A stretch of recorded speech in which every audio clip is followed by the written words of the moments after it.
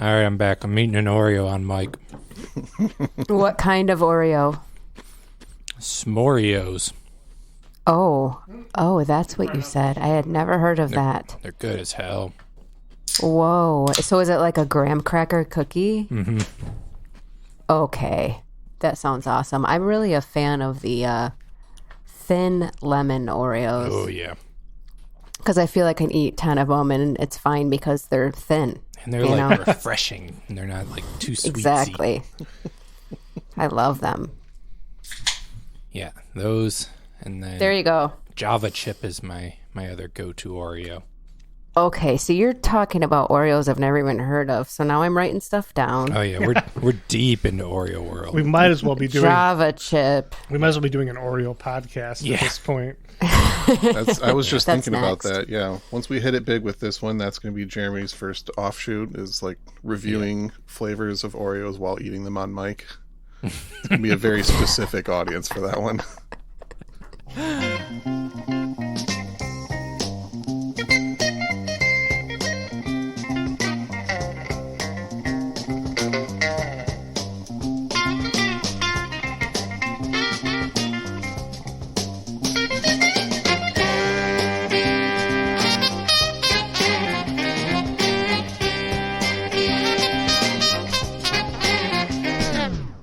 Welcome to I'd Buy That for $1, a podcast about inexpensive, common, and underappreciated records that are waiting to be rediscovered. I'm your host, Sean Hartman, author of the new book, Funky But Make It Depressing, a comprehensive history of sad boy soul. Oh, I'm first in line for that book. Oh, yeah, I'll send you the pre-order link, don't worry. Oh, thank God. Jeremy will eat that right up. He was just telling me about how much he loves Sad Boy Soul. Yeah. And that might be foreshadowing to the episode. Maybe. Might be. Maybe. Mm-hmm. I'm co-host Jeremy, and I just wanted to tell you guys that I got the venue I wanted. Yeah? Yeah, to perform my dance quintet. You know, my song cycle. Oh, I know all about it. I want you guys to come and take notes if you can. You want us to come take notes? Yeah. By the way, it's the 10th. Whoa, that went over my head. Of all the people to get that, I would think it would have been Peter. Yeah, it would have if I wasn't looking up something because I just realized I wasn't ready to do my title. I wasn't listening to him. Yeah, you got to be on top of things if you're going to catch these Big Lebowski references going on. That's true, Peter. Oh, man, I missed a Big Lebowski reference. I guess I'll just have to catch it when I listen back to the episode. And I am co-host Peter Cook. And I'm going to be starting a new company manufacturing some sports gear. Yeah? Yeah, we're going to start with the O.V. Wright catcher's mitt. This is like a baseball reference that I don't know. Yeah, so we're going to make the O.V. Wright catcher's glove, and we're going to promote it, we're going to create this series of videos on YouTube where I'm wearing the O.V. Wright catcher's glove, and we're going to get some of the fastest pitchers out there today, and they're going to pitch the ball. I'm going to catch it with the glove, and it's going to each time it's going to be like 110 mile per hour fastball. Glove grabs it, and I turn to the camera and I say, "That's how strong my glove is." Okay. He brought it home right at the end. Okay. Yeah, I had no idea where you're going for so long. I did bring it home. I was with Jeremy. I was like, I don't know shit about baseball. I don't get these references. I brought it home right over home plate. Mm-hmm. Well done. And joining us today as our guest is the director of programming and production at the Kalamazoo State Theater. That's my venue, by the way. Oh, is the Kalamazoo State Theater is your venue? She's also the host of New Standards at WYCE 88.1 FM in Grand Rapids and the founder and owner of Dizzy Bird Records. Welcome, Nicole Leech. Yes, it's great to be here. I'm also the defeater of the daily New York Times crossword puzzles. That's something to brag about. Those things are not easy.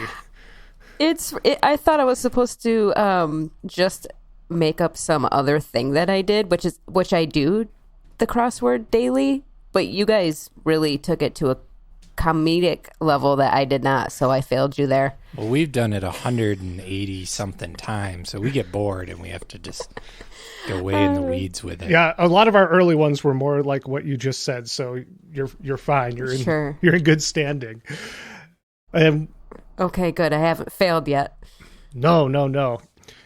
And yeah, it sounds like you brought us a pretty darn good record. What did you bring us? I would like to think it's pretty special because I brought you today O.V. Wright's 1977 release titled Into Something Can't Shake Loose. And it was released by High Records, which is a division of Cream Records. And it was recorded in Memphis at Allied Recording Studio, and I find it to be a perfect example of Southern Memphis soul. And a lot of people, when I was researching this record, were calling this genre, quote, deep soul, because it has a Southern flair to it. So I'm very excited to get into it with you all about this record. Music from the Deep South. Indeed, it really is. And where would you like to start? What song would you like to play first? You know, I think that the title track, which is the opening track, you know, it starts out with OV's isolated vocals with a little bit of piano before it drops in with the rest of the instrumentation. And I just think it's a great place to start because you can get a really good vibe of where the rest of the record is going. Excellent. Well, let's start with Into Something Can't Shake Loose, Side A, Track 1.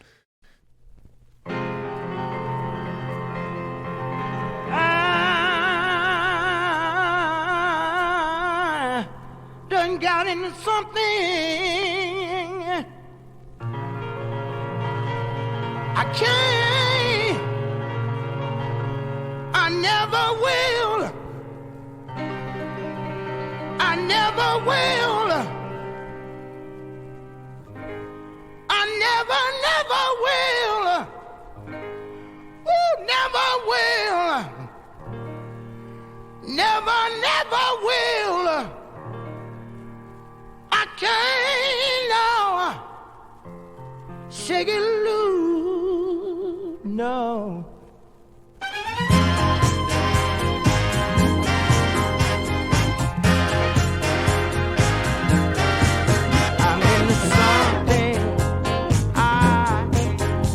Shake loose, can't shake loose. I'm into something I can't shake loose, can't shake loose. Loving and leaving a woman used to be easy to do, but this time, honey, it looks just like I bit off more than I could chew. I took one bite.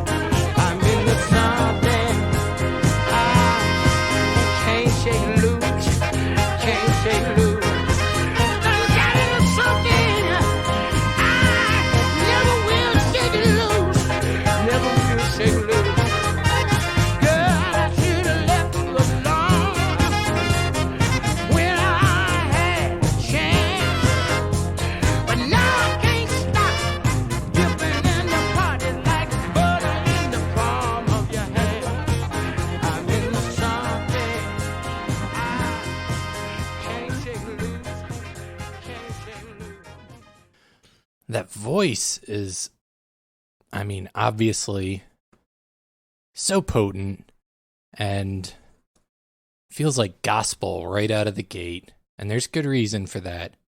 But just listening back to that again, it reminded me of a quote O.V. Wright said at one point in his life where he describes soul as just being gospel, but you just replace Jesus with baby. That is perfect. Yeah, and you can, like, I was thinking about that as I was listening to that, and I'm like, oh, this is, I mean, it's those same feelings of just, like, being overwhelmed by a thing. Yeah, I mean, a lot of the early soul hits, especially these kind of rootsier soul songs like this, a lot of times were just gospel arrangements with the lyrics replaced. Like, it's a direct line for sure. Well, and think of like how many singers we've talked about on this show where the first part of their bio is they grew up singing in church. Yeah. Absolutely, yeah. Most of those guys got started in these choirs. And we're going to add one more today. No surprise. You know, one of the first things that struck me with listening to this record is it does not sound like 1977 on this album at all. Especially like looking up other records that came out around that time. I mean, it's hard to think that this was on the shelves at the same time as like Parliament's Funkadelic versus the Placebo Syndrome, or our previously featured Earth, Wind and Fire. All in all, like completely different production sound styles. This record it's doing its own thing for sure. Yes, absolutely. That was a good song to begin with as well, because as you said, his voice is sort of isolated. It's very minimalist at the beginning, and then it kicks in. And there is at least, yeah, it doesn't sound like other 1977 albums, but some of the production is still clearly of that time. So it kind of tripped me out when it kicked in, when it first kicks in. Yeah. What a voice. Yeah, absolutely. It does sort of too, in particular, that track has a little bit of a disco sound, which kind of makes sense for that time. But that instrumentation, immediately I thought, okay, this could be played on the dance floor anywhere during this time, even though it's quote unquote deep soul and has a strong gospel influence with Southern roots. I still thought, you know, if somebody dropped this at Studio 54, people would love it. You know what I mean? Mm-hmm. Yeah. Where's the 12-inch extended mix of it? Indeed, that's what we need. But yeah, OV, he began singing in his church choir, and, you know, he had his own gospel music group. The Harmony Echoes was their name. And that's how he was discovered by Roosevelt Jameson, who was a songwriter and a songwriter of that particular track, too, that we just heard. He wrote that. And he also served as OV's manager for some time in his earlier days. Now, how did OV come onto your radar, Nicole, or this album, or just his music in general? The day I acquired this album was the first time I'd ever heard him. And the story goes like this. So it was, I actually know the date exactly, which usually I wouldn't know for just any record that I have, but I happened to be in Chicago for Riot Fest in 2016. And I remember it was the Saturday of Riot Fest, and I looked up that date. So it was September 17th, 2016. And I walked into Logan Hardware Records in Logan Square, which now is permanently closed as of 2018, which is a bummer. But that neighborhood was rapidly changing at that time. And Logan Hardware Records largely dealt in used inventory. So they had a ton of bargain bins. It was just one of my favorite places to go and check out, what was in the used bins, because they always had really well curated selections. So we walk in there, it's me and a few of my friends, and we're hanging out before heading to the festival. And right when we walked in, it was quiet in the store. And the clerk put on an album, and he had just started it. And that song that we just heard started playing.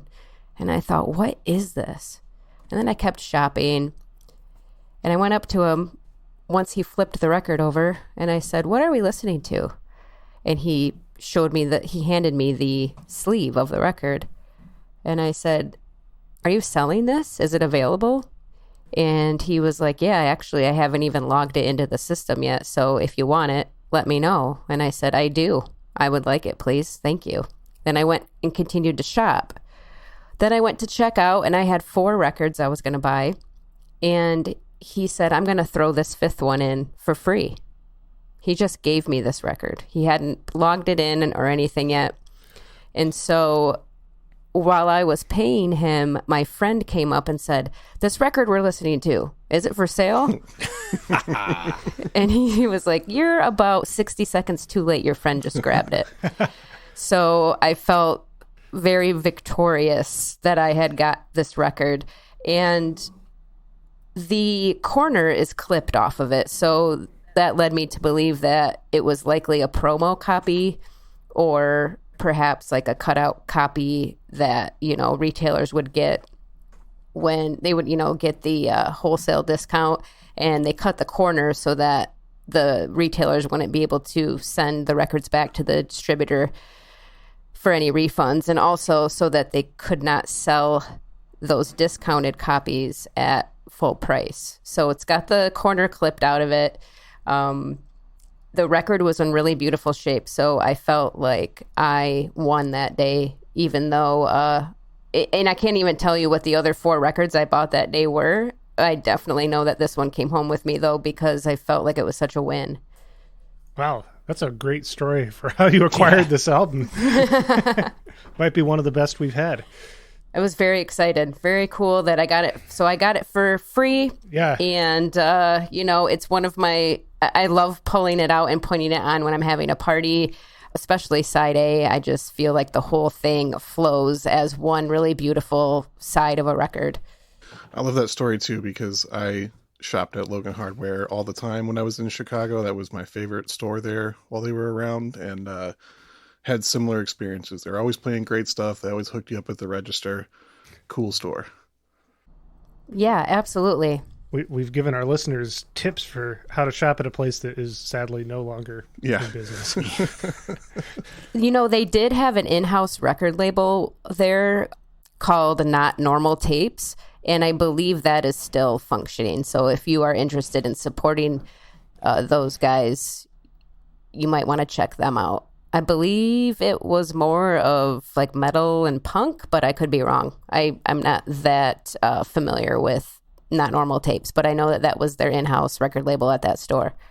Yeah, I would, based on their name, it sounds like punk or metal, but or experimental noise or something. Who knows? But very cool. Yeah. Well, we've talked a little bit about Ovi's background. Did we want to go into a little more of that, or do we want to play another song first? I think I'll throw in there, you mentioned Ovi hooking up with songwriter and producer Roosevelt Jameson, and I read an interesting story about how, Ovi was singing with these gospel groups, and Roosevelt had written this song that he was like, tried to sell to Stax, and they were like, yeah, nah. And he was trying to shop it around, and he met up with OV that he knew from the like gospel circles, and was like, hey, you should sing this song for me and record a demo at my buddy's like little label thing. So OV agreed to do it, and the song is That's How Strong My Love Is. Oh yeah, as alluded to in my intro. Yeah, so that was the first secular song Ovi did, and it was released on Gold Wax Records, which was like just one of Roosevelt's like buddies' little label kind of things. And then, yeah, that song ended up, Otis Redding somehow got a hold of it and decided to record it, and his version went to number 74 in the Billboard charts. Then, like, a bunch of people did versions of it. The Rolling Stones, the Hollies, Youngbloods, Percy Sledge, Taj Mahal. Yeah, I first heard that song not through Otis Redding, but through Roland Gift from the Fine Young Cannibals did a version of that song on the Beautiful Girls soundtrack. Oh, interesting. Really? I did not know that. That is very interesting. I also thought it was interesting that Otis Redding recorded it just 1 year after OV did. Yeah, it sounded like somebody with Gold Wax record somehow like got it into Otis's people and got him to listen to it. And then he was like, oh, this song rules. I'm going to do it. Yeah, and the version that he did, Otis Redding, that tends to be the way that other people who cover it perform it. It's different from OV's version. Yeah. Yes. Yeah, absolutely. And then Otis Redding's also, I know you mentioned the Billboard chart, but the R&B Billboard, it went to 18. I wonder how OV felt about that. Yeah. Probably mixed feelings. Because he didn't have a lot of commercial success. So I wonder if that really ground his gears. Yeah, maybe, but it also kind of shined a spotlight back on him, I would think, and kind of helped his career take off. So, I don't know. Sure. And I suppose the medley on this record on side B does have a couple of covers too. So he covers Percy Sledge's When a Man Loves a Woman. Yeah. So maybe that's just how it was more back then is, you do my song, I do yours. Let's see, what the people like the most. I wonder if O.V. Wright was happy when Aretha Franklin took Respect from Otis Redding and made it her own. That's what it's like, Otis. Yes. Yeah, no kidding. Cool. Well, let's play another song for the people. What song did you have next? I mean, should we do That's How Strong My Love Is, since that's what we're discussing? That might be a good segue. Yeah. I like it. Yeah. The track That's How Strong My Love Is on this album is actually the third part of a 3-song medley on side 2. Nice. Well, we will cut to that part of the medley so that people can hear how strong your love is. Yes, exactly. Woman mean to me. If I were the son of that, I would glow with love everywhere. Even me the moon after the sun goes down, so you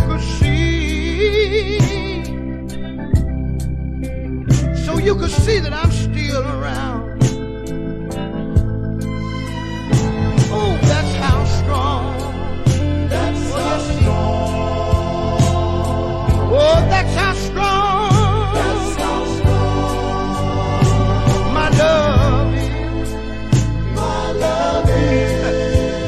That's how strong my love is. If I were a fish, now this is a bad situation to be in, that had been cast upon the land, I would stay there. Yeah, just imagine this. If you would let me hold your hand, even be the wind from a rolling storm, I'd stop for a moment. Woo, baby, I'd walk you home. Oh, that's how strong. That's how strong. Oh, yes. Oh, that's how strong.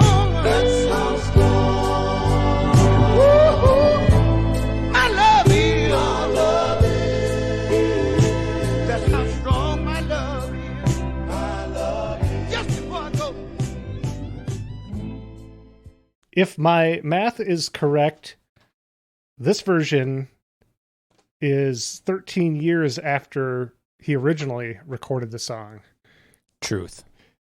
And it doesn't seem that he has allowed other more popular interpretations to change it too much, at least from what I can hear. It seems like he's still doing it his way. Yeah, I hear that too. Yeah, he did the original.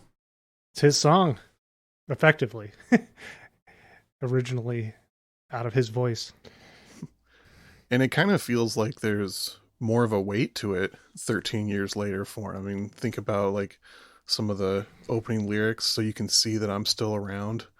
Singing that in 1977 is kind of a survivor of the soul music scene, having seen like, you know, Otis Redding passed away well before this, and a lot of other guys still aren't doing it anymore or haven't survived the changes in style, and he's still around.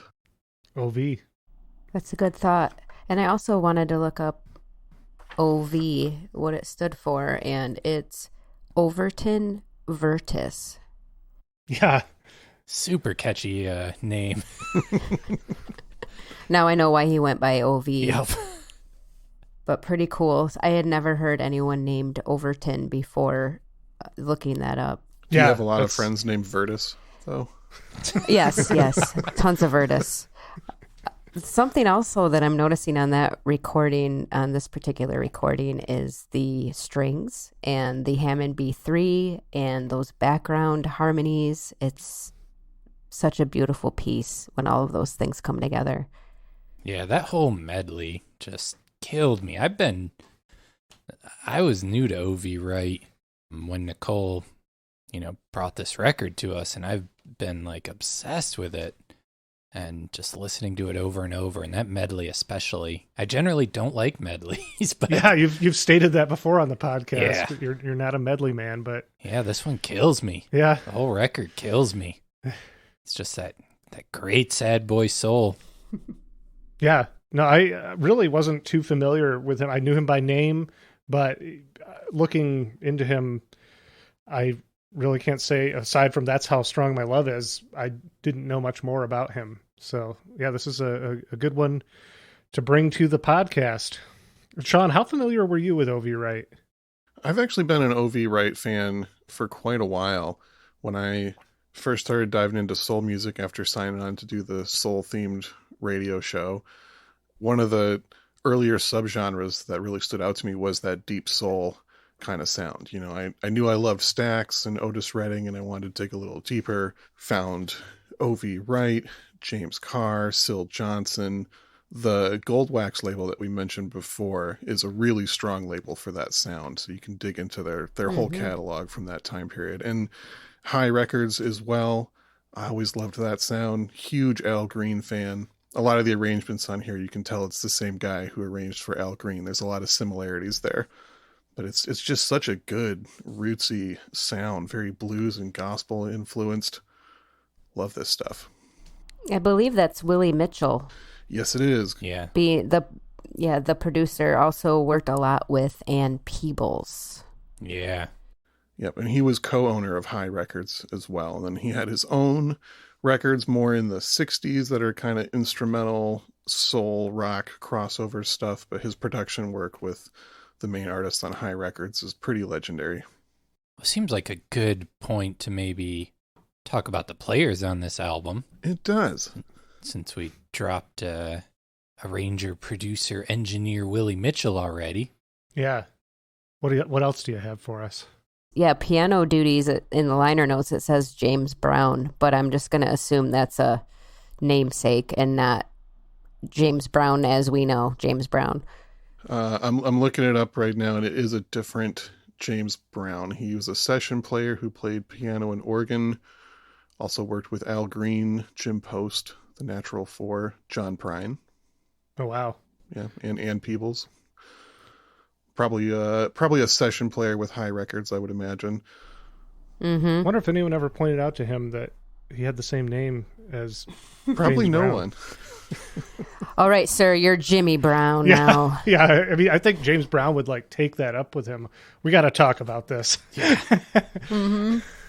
Interesting. Yeah. There's also there's a group of musicians, the High Rhythm Section, who are on a bunch of High Records. They're playing with Al Green and Ann Peebles and a lot of that stuff. And a bunch of them are brothers, the Hodges brothers. You got Leroy Hodges on bass, Teeny Hodges on guitar, and Charles Hodges on the organ. That's so cool. Yeah, that's wild. And Teeny Hodges wrote the song Take Me to the River that the Talking Heads and Al Green. many others popularized. Yeah. Whoa. Interesting. I did not know that. And also the Memphis Horns and Strings, Yeah. I believe, are across this entire record. Yeah. Yep. Memphis Horns did the horns on it, obviously. They've played with all kinds of huge names. Aretha, Doobie Brothers, Willie Nelson, U2, Alicia Keys. Were the Memphis Horns on the Replacements Can't Hardly Wait, that song that on Pleased to Meet Me? I feel like that was probably recorded in Memphis. Probably. They've been on so much stuff. Yeah. The answer is yes. I looked it up. Okay. Thank you, Sean. Can't Hardly Wait, featuring the Memphis Horns. Yeah. Nice call. Thank you, Sean. They started as the Stax Records horn section. The Memphis Horns are basically on every Stax recording, and then after that, they were just the most in-demand horn section if you wanted that southern sound. So yeah, they played with everybody as a result. Wow.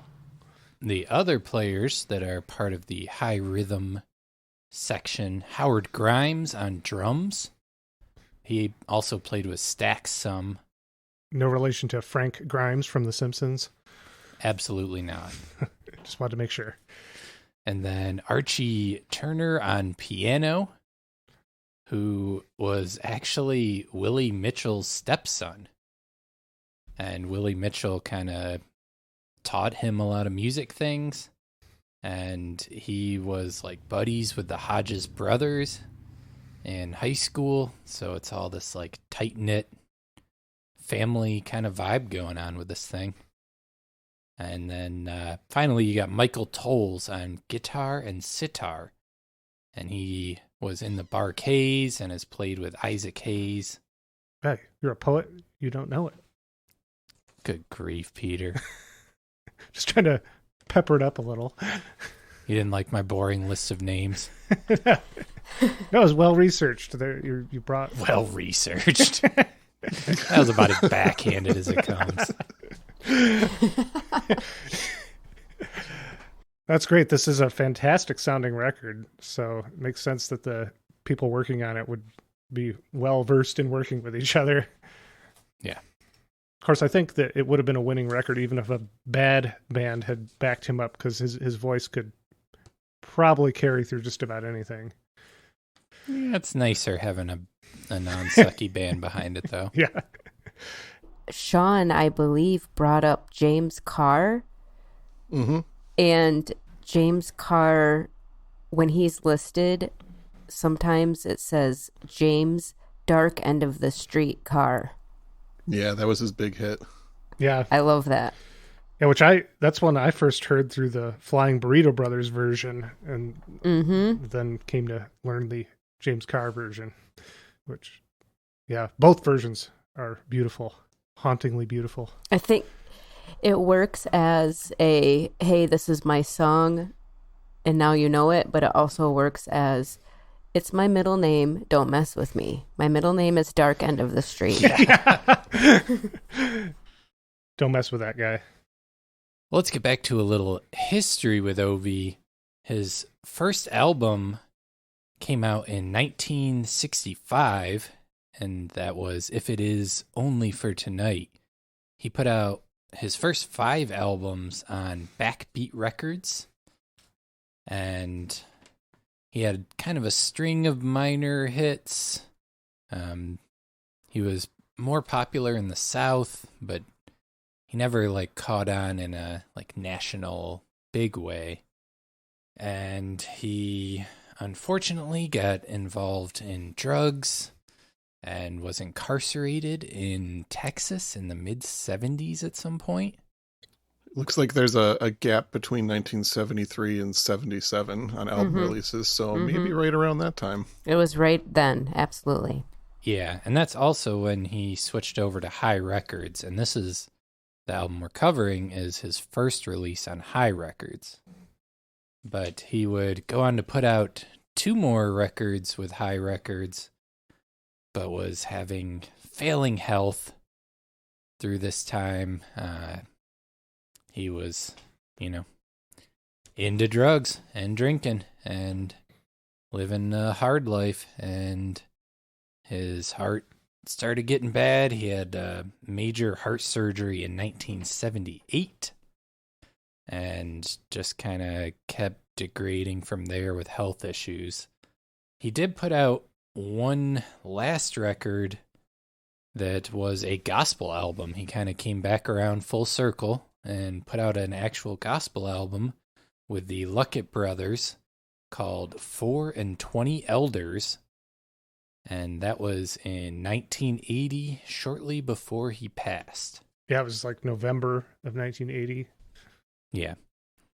Yeah, and I was reading an account. Johnny Rawls was with OV as he was passing and was talking about he was staying with him because he was having marital problems and he's having drinking problems. And they tried to take him to a hospital, but they were like in the middle of nowhere. And the doctor just kind of threw up his hands and was like, I deliver babies and like fix broken arms. Like, I don't, like something serious is going on here and I can't help you. So they up and left and drove like 100 miles to Mobile, Alabama, the nearest big city to where they were. And he was just gone by the time they actually got there. And how old was he at that point? He would have been 41. Oh, jeez. That's how old I am right now. Oof. Yeah. Yeah, that's hard when you put musician's life up to your own. You're like, wow. Yeah. And they said it was heart failure. Is that correct? Heart failure? Yeah. I guess he had like fluid in his internal organs and stuff, it said. And yeah, he already had multiple heart issues going on. So it's kind of a beautiful thing that his last record, his goodbye record, was back to his roots of gospel. Yeah. Yeah, it feels fits a narrative. Mm-hmm. Well, on that deeply sad note, what song would you like to play next for the people? I would like to do side A, song 2, called I Feel Love Growin'. Yeah. This might be my favorite on the record. It's so good. It's just it's a perfect second track. You know, I think the intro title track, it gets you hooked and then you're already in, and the follow-up is just it's a song that pulls you in even more and allows you to sink into the record as a whole. Yeah, I imagine when you were first hearing this in the store and this song came on, you were like, I want to know what this is. I really want to know what this is. I believe this is the exact song when I asked, who are we listening to and is this record for sale? Nice. So you're right on that. All right, well, let's check that out.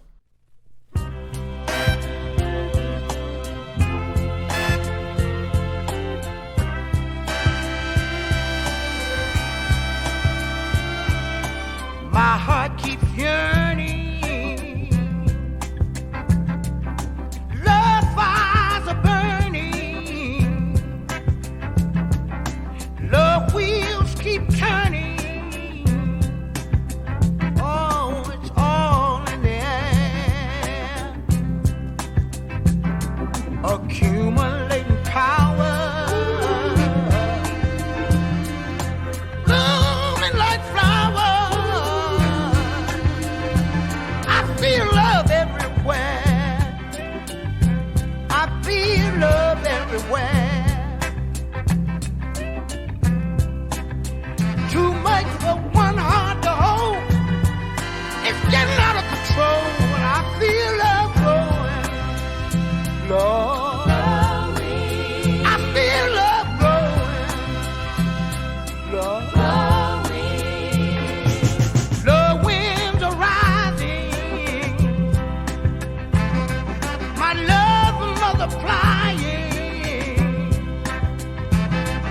I'm sitting here desiring, yeah, just to hold you close.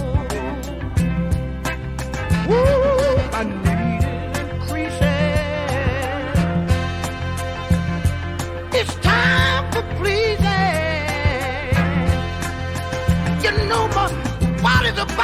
flow. The gift in my soul, yeah. My heart is light as a feather, flowing in gusty weather. I feel love growing, Lord. Woo, I feel love growing, Lord. What's what's interesting about this is it's the B side as well to a 45. The A side is I Don't Do Windows. Oh, yeah. And I really want to hear that song now. Yeah, it's funny because before I thought to come up with my fake occupation of the O.V. Wright catcher's mitt, the glove, I had thought about trying to make some I Don't Do Windows type of play, but I'm like, but it's not on the album. I haven't heard the song. So. That would have been a reach. You're more of a Mac guy. You don't do Windows. Oh, yeah. Really could have, leaned into that. I wonder if I was just listening to that track. You guys are all familiar with the, sadly now no longer with us, but more recent soul artist Charles Bradley. Oh, yeah. Mm-hmm. Yeah, I was thinking of that, listening to this whole record. I know that he had been a James Brown impersonator, and obviously was influenced by Otis Redding, but I really started to wonder if O.V. Wright had been an influence on him as well. Especially when he gets into those screaming aspects or those wails, it really does remind me of Charles. I was fortunate enough to meet Charles, I want to say 4 times. I hosted him at the music venue I used to run in Grand Rapids in 2013. When he was sick. And then he was sick at that one. He was so sick. I saw that. And essentially it was him and I backstage, and I went and got him some pho and made him tea and made sure he was comfortable. And really we just hung out and talked. And the fact that he went out there and laid it down as hard as he did with as bad as he was feeling at his age, sincerely, I already loved and respected him so much, but it just elevated to another level. Mm-hmm. And he then came back to Grand Rapids to play, I want to say, Art Prize maybe 2 years later. And he remembered me. We sat and talked again. And, I went to the show, and he was just so full of love. And I don't know that I've ever met another human who just felt so incredibly genuine and grateful. And I heard about his death when I was driving, and I pulled over and just lost it because even though I had only met him a handful of times, he felt like such a close friend. And I'm sure a lot of people who have met him feel that way. Yeah, I was at that 2013 performance in December of that year. And at first I didn't even know that he was sick. And then it started to show as his performance went on. I think he had to sit down, and that he had just explained to us, I shouldn't be on this stage right now, but I did not want to let you all down. And he just seemed like the most sincere and just so grateful for his career. And I'm just so happy that he was able to get the exposure that he did in his lifetime. He was one of the greatest performers and just most beautiful humans I've ever witnessed. Yes, absolutely. We gave him he came into WYCE and did an interview as well. One of those times, I can't remember which, and we sent him off with one of our winter hats. And then he sent us a photo when he was back in Brooklyn.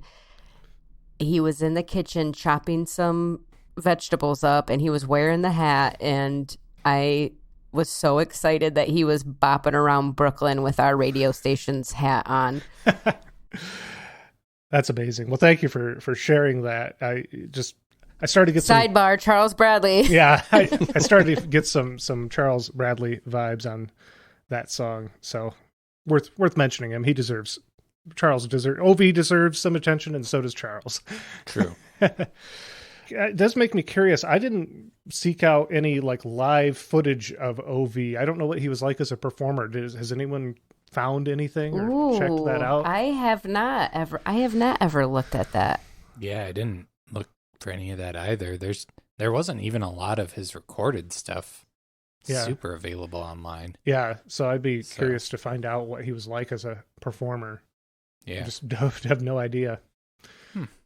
I'm looking at the lyrics of I Don't Do Windows, and essentially he's telling his love interest that he doesn't do windows, he doesn't wash paint. You got to find someone else for that kind of thing. I don't mind rubbing the floor, but old-fashioned loving is as far as I'm going to go. Oh, gotta hear it now. Gotta seek that one out. Absolutely. Interesting. Well, this feels like a good time to turn my head to the left here to my friend Sean and say, Sean. Oh, that's me. What's up? Can you think of some other albums that are kind of like this one? I could probably think of a few. I might have even thought of a few earlier and written them down for reference even. Oh, he's not putting you on the spot?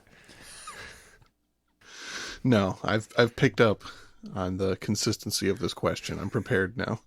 Up until now, it's caught me by complete surprise every time, but I think I've got it down. Yeah. Oh, we're finally getting it together here. Mm-hmm. Professionals. True. My first recommendation, and the record that is the most similar to this one, would be by a guy named Otis Clay. Did a record called I Can't Take It. Also came out in 1977 on High Records. So you got basically the same players and producer and similar style. So it's a great place to go if you want some more deep soul from the 70s that's largely influenced by the late 60s and early 70s in a lot of ways.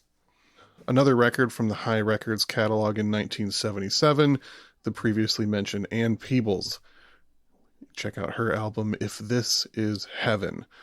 So Otis Clay is like the most direct representation. Ann Peebles is definitely more on the soul side of things. And so with good. A very similar sound. So good. Absolutely. Does that one have I Can't Stand the Rain on it? Or was that early? No, that's an earlier one, I believe. Okay, that makes sense. Yeah. And then if you want to explore more of the direct gospel influence to his sound, I would recommend the Dixie Hummingbirds, We Love You Like a Rock from 1973. It's a bit later record for them, and they're kind of exploring a little bit of a pop and rock and funk crossover sound there with the traditional gospel quartet. Excellent album to dig into. And my final suggestion, a fourth suggestion, if you want to go into more of the blues sound, I would recommend an album by the great B.B. King called Indianola, Mississippi Seeds from 1972. For my money, like the majority of B.B. King's catalog is kind of cheesy and doesn't really do anything for me, but that one in particular has a real funk edge to it and kind of a darker tone than a lot of the other stuff he was doing, and I love that album. I recommend that one to people all the time. It's got an iconic cover of a watermelon that's been fashioned into a type of guitar. Well, yeah, I was just thinking, I feel like B.B. King hasn't come up very much on the podcast, but we really just haven't touched on much blues. Yeah, I don't think any of us really collect a lot of blues records, so it doesn't come up as often. Yeah. Blues dads drove up the prices on all the blues stuff. You know, I've been finding that fans of the blues genre tend to be very frugal with their money. Really?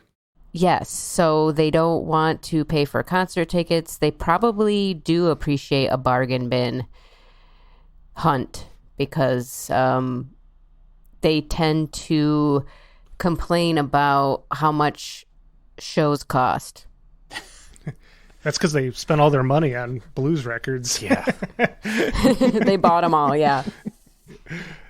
Yeah, you could, that could be a whole separate podcast Nicole, that you could do of breaking down the audiences of various genres and what to expect. Sure. Yes, I could absolutely do that. Yeah, there would be a lot to talk about. Is Sean the recommended album person, or may I recommend something that I feel could be related a little bit to this record? Oh, please do. I don't gatekeep on this section. Okay, cool. I wasn't sure if I was allowed. So when I found this next record that I'm going to talk about, I found it at Corner Record Shop. And when I put it on, it reminded me a little bit of the sound that O.V. Wright was laying down on this record. And I think it's because of the grittiness. This record is called I'm a Loser by Doris Duke. And it was released in 1970, but it's become one of my other favorite, most treasured records because it just has something special about it. It's also kind of hard to find, but the style and the cadence and the vocal work, I feel, is very similar to this O.V. Wright record. So if you have a chance, check out Doris Duke, I'm a Loser. It looks like I put that in my Discogs want list 6 months ago, but I do not remember anything about it, but I must have liked it at one point. Wow, Sean, it's like you come across records all day long and can't remember each and every one of them. Excellent. Yeah, well, yeah, thanks for adding on one more thing for our listeners to keep an eye out for if they're looking for similar sounds to this, Nicole. And while you're with us, why don't you, if you would like, elaborate on the things you do and where people can find you at doing those things? Ooh, okay. You can find Dizzy Bird Records online at dizzybirdrecords.com. You can check out 88.1 FM WYCE online at wyce.org. We are streaming music 24 hours a day. And you can check out the show schedule at the State Theater in Kalamazoo at kazoostate.com. That's KAZOO state.com. Yeah, there's a lot going on at each of those things you just listed. What are, if you don't mind, what are a couple of things you've released on Dizzy Bird Records? Ooh, well, we just celebrated the 6-year anniversary of one of my favorite albums. It's by Hollywood Makeout. It's called Speedo Spider, and it's the second album in a trilogy where all of the records are creatures in swimwear. So the third one came out January 1st, 2020, and that one is Skinny Dipping Scorpion, and then the first album is Bikini Bat. Speedo Spider is dear to my heart because we rented a riverboat for the album release and everybody had to wear nautical gear or you weren't allowed on the boat. And our friend came dressed up as the album artwork, a spider wearing a Speedo.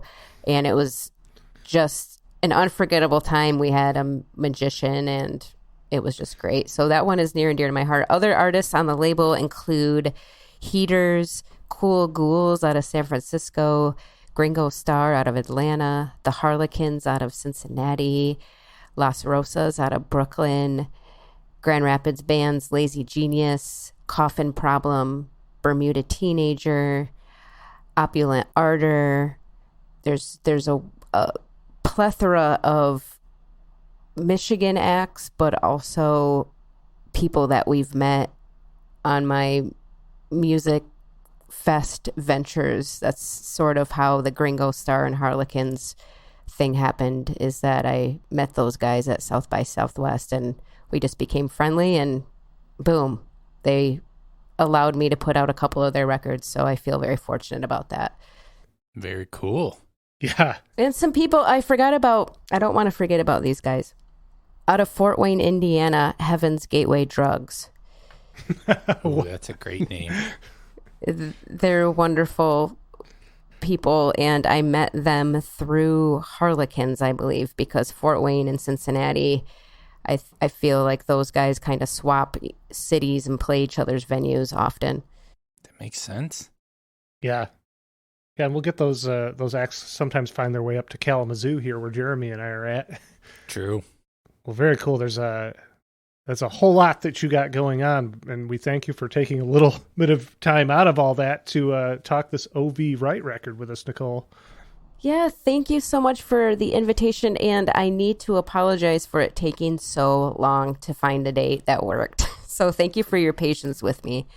Yeah, for our listeners, we've been planning this for months. Yes, it's been cooking for a while. Yeah, but you came with a real banger. This is a great record, and yeah. I agree. It is very special, and I feel like it was just one of those things where I was in the right place at the right time. Yeah, sometimes that, it's a great record regardless, but just having like the story of how you found something being so special is just a icing on the cake for some records. So I feel like, nowadays often it's like, well, I needed like our stories. I'm like, well, I knew that I would need another record to talk about on the podcast, and I saw this was $5, so I bought it. Yeah, we burned through our good stories already. Yeah, we're almost 200 episodes in, so we need. Congratulations, y'all! That's huge. Yeah, Thank you. 4 seasons in here, so yeah. Well, wonderful. Did we have any final thoughts on O.V. Wright before we introduce our final song? I wanted to mention how often he's been sampled in hip hop. It's pretty crazy, but especially by Wu-Tang and its members. They love O.V. Wright and have sampled him often. I know Ghostface has, I'm trying to think of the song, but I remember hearing it going, oh, that's O.V. I just looked it up. Ghostface sampled the title track from this album on his song Motherless Child from 96. There it is. Right. Oh, nice. Awesome. Very cool. Yeah, we do like to mention samples when we catch them. So good call. And A Nickel and a Nail, his version was sampled by Method Man for The Show in 2008. Nice. So Wu-Tang deep into the O.V. Wright catalog. Wu-Tang love O.V. Yeah. Wonderful. Well, I think that we will get out of here. What song did you select for us to leave on, Nicole? Can we do You Gotta Have Love? There's just a lot of love going on. I know it's I Feel Love Growing, but it's the 5th track on side 1, the last track.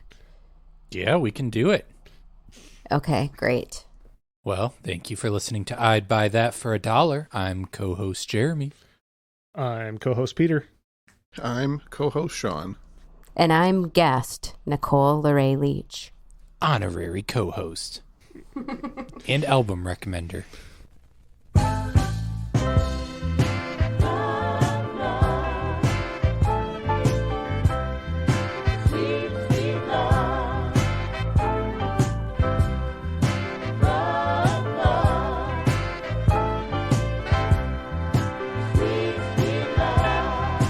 This